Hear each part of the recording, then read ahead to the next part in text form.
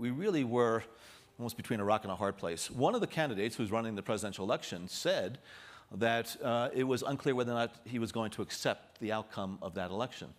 And so if President Obama and the Obama administration came out more publicly saying that the Russians are really trying to advance the prospects of the Republican candidate, and that is by the titular head of the Democratic Party in the White House, I'm sure that that would not have gone over very well. So I think what they were trying to do, the policymakers, is really balance what it is that we could do to stop and frustrate Russian efforts, make it very clear to them that this is very serious and they're going to be held to account.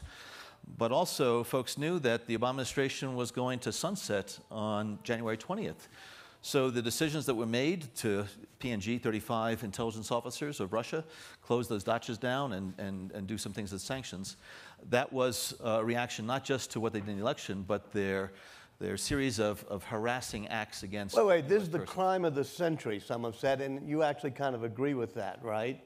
In some ways, a cybercrime trying to hack into our election system. And you're talking about PNGing a few Russian officials. What other options could there have been, in theory? Well, you know, in terms of cyber doctrine, what you can do is to have a symmetric cyber strike. In other words, release all of Putin's financial records? Yeah, maybe. There are things that you can do, but the consideration is that going to be purely punitive and is going to lead into an escalatory cycle in the middle of a presidential campaign? And then it gets worse, and then the Russians do more, which really calls into question the credibility and integrity of the election in November.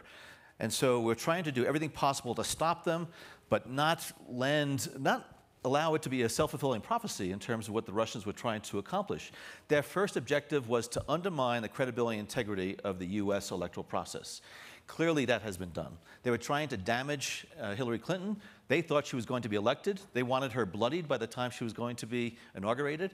And they were also trying to promote the prospects of Mr. Trump because they felt as though they could work more effectively with Mr. Trump. You know all of that from intelligence means, not just from...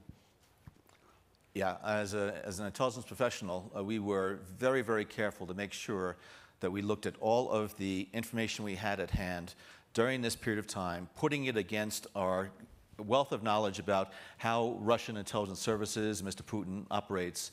And that's why we had such high confidence judgments in these assessments.